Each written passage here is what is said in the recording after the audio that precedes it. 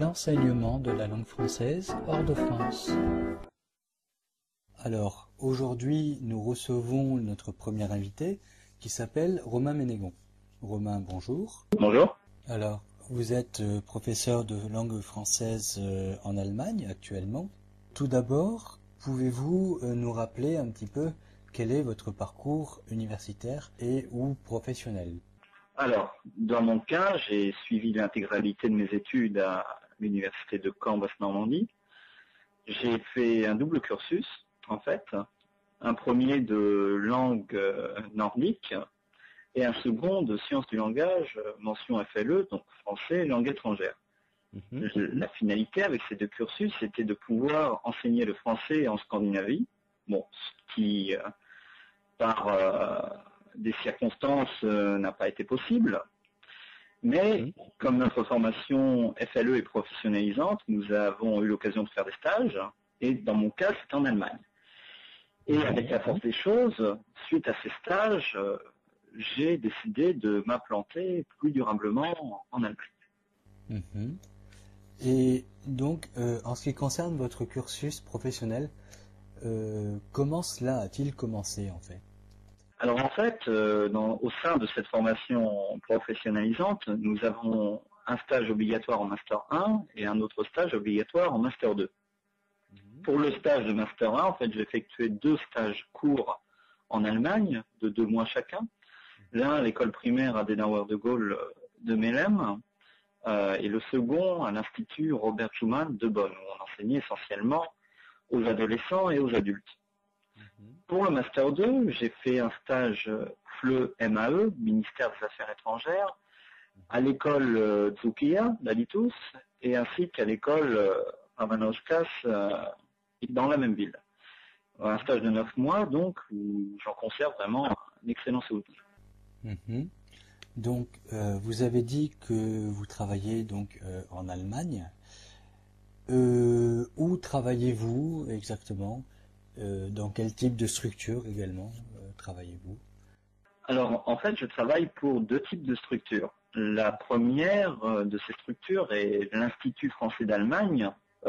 Plus précisément, dans mon cas, je travaille aux instituts de Düsseldorf et de Cologne.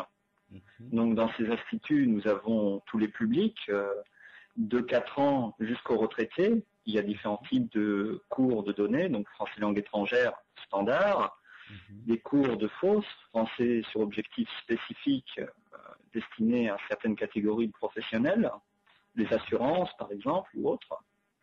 Et je travaille également à l'Institut Robert Schumann de Bonn, un ex-institut français qui est maintenant détenu en partie par l'Université de Bonn et qui, au niveau de son fonctionnement et de sa structure, est tout de même extrêmement similaire aux instituts français d'Allemagne.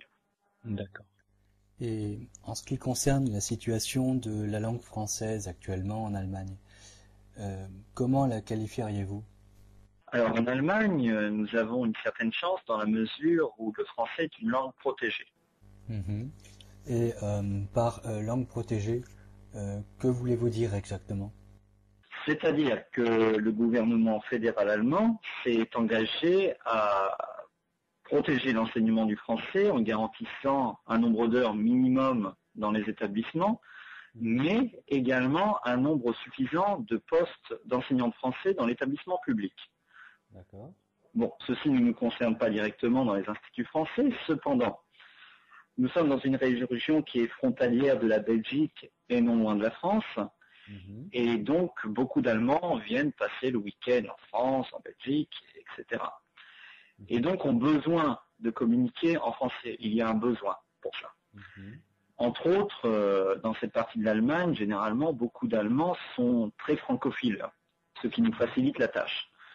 Quand on dit francophile, c'est l'amour du savoir-vivre, de la culture française, enfin tout ce qui fait notre réputation à l'étranger.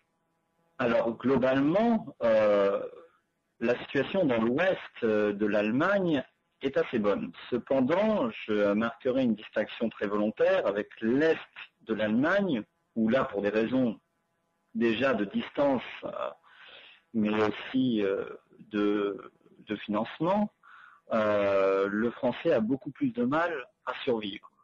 Mhm.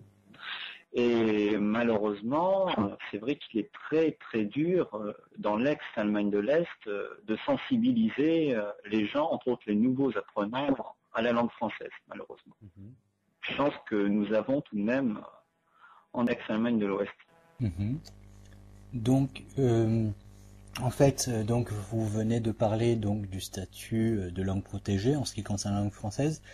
Alors, il serait intéressant de savoir qu'est-ce qui a poussé le gouvernement allemand à décider que la langue française devait être une langue protégée.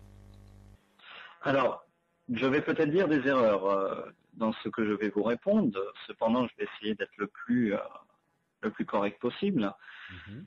Cela remonte assez loin dans les faits, donc aux premières étapes de la communauté économique européenne, où il a été décidé de développer une troisième langue, une langue qui pourrait justement équilibrer l'anglais, tant au niveau de la demande que des débouchés pour les gens qui l'apprendraient.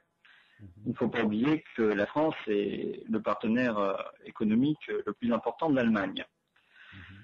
Donc cette politique a marché, du moins comme je vous l'ai précisé auparavant, dans l'ouest de l'Allemagne. Cependant, on peut regretter que la France n'ait pas eu la bonne idée de faire de même concernant l'allemand. Après, c'est une appréciation toute subjective de ma part. Mais il y a fort à parier que si le français n'avait pas ce statut de langue protégée, la situation du français serait beaucoup plus mauvaise. Une telle initiative nous a été très bénéfique. Mhm. Et donc, en ce qui concerne les apprenants, est-ce qu'il y a beaucoup de gens qui veulent apprendre le français? Alors oui, en ce qui nous concerne, nous, en Rhénanie du Nord-Westphalie, c'est le cas. Cependant, je ferai la distinction entre les étudiants et les adultes. Dans le cas des étudiants, nous avons deux cas de figure. Nous avons tout d'abord celui des gens en études romanes qui souhaitent se perfectionner auprès d'enseignants natifs, ce qui apporte un grand plus dans l'apprentissage, dans la spontanéité de la langue, dans la pratique. Nous avons aussi beaucoup de gens qui font des études politiques et qui ont besoin du français pour leurs études.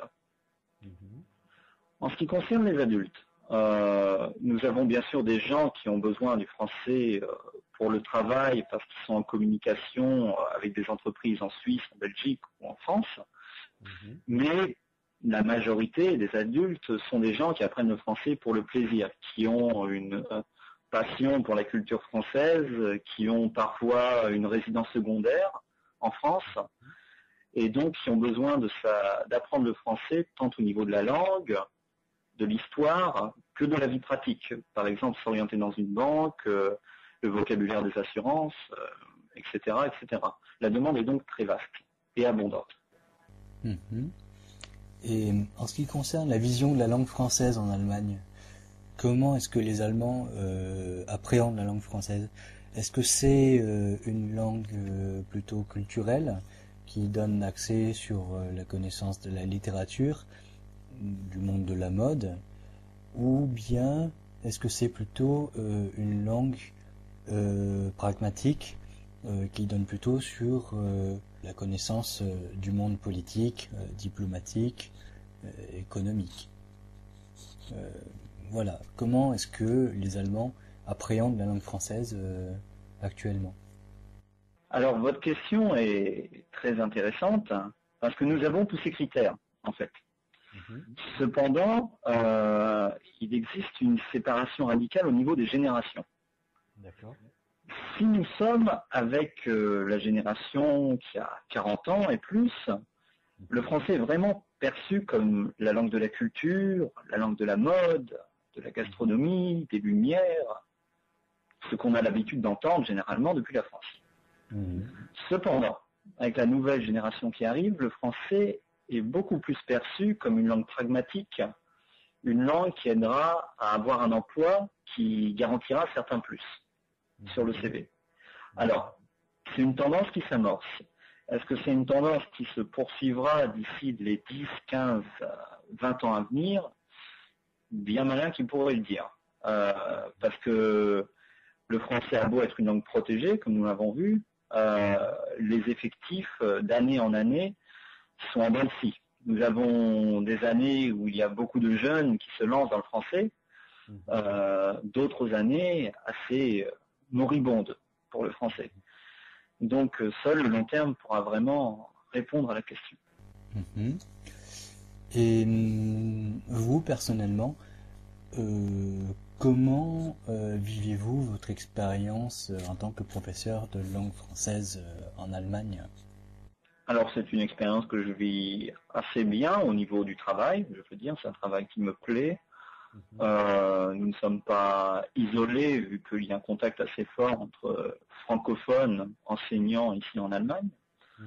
Je dirais que la partie la plus difficile est de loin l'adaptation culturelle, peut-être, à la mentalité allemande, qui ne tolère pas qu'on dépasse les limites ou qu'on se montre un petit peu réticent vis-à-vis de telle ou telle règle. Chose difficilement acceptable pour un Français. Également, je dirais, le plus difficile serait également toutes les procédures administratives liées à l'installation dans un autre pays. Je ne pense pas que ce soit uniquement inhérent à l'Allemagne. À mesure, se déclarer pour les impôts, les assurances, quels sont nos droits, surtout au vu de notre statut particulier qui est le statut de vacataire, je vous le rappelle, qui n'est pas un statut d'employé. C'est surtout ces volets-là, je dirais culturels et administratifs, qui sont de loin les plus difficiles. Mais une fois l'obstacle passé, c'est une expérience extrêmement intéressante et enrichissante que je conseillerais à chacun, s'il en a les moyens, de la vivre. Et dernière question, personnellement, à votre avis, comment voyez-vous l'avenir de la langue française en Allemagne pour ces prochaines années, voire ces prochaines décennies? Alors, je vais peut-être paraître pessimiste pour certains, mais je dirais que la situation est plutôt incertaine. Il y a plusieurs raisons à cela. Tout d'abord, nous ne savons pas si ce statut de langue protégée pour le français va perdurer dans les années qui viennent. Nous voyons dans tous les pays qu'on essaye de faire des économies tous azimuts, et bien sûr, l'enseignement y passe. Donc, bon, est-ce que ces privilèges de la langue française perdureront? Je n'en sais rien. Deuxièmement, le français est une langue de culture, de très grande culture, soit, mais c'est peut-être un talon d'Achille pour notre langue que d'accentuer uniquement cette partie-là. Il est très très important pour la jeune génération de signaler que le français n'est pas uniquement une langue de culture, ce qui est vrai, mais aussi une langue qui permet d'obtenir un travail, une langue pragmatique, une langue parlée par des millions de personnes au travers du monde. C'est une des langues officielles du Canada, qui est un très grand pays. C'est de loin des opportunités de travail également. Et je trouve que malheureusement, on n'insiste pas suffisamment sur ce volet-là, qui pourrait être extrêmement salutaire pour notre langue dans les années qui viennent. Surtout face à la concurrence accrue de langues comme l'anglais ou, dans une moindre mesure, l'espagnol, bien entendu. Donc, je dirais qu'on ne fait jamais assez d'efforts pour favoriser la langue française. Eh bien, merci beaucoup d'avoir participé à cette interview et d'avoir bien voulu répondre à nos questions. Je vous remercie de me l'avoir proposé aussi. Merci encore à vous et nous vous souhaitons une bonne continuation dans votre parcours professionnel. Merci. Vous écoutiez Francophonia, une émission dédiée au monde francophone, pays francophone, musique classique et contemporaine, interview. À bientôt.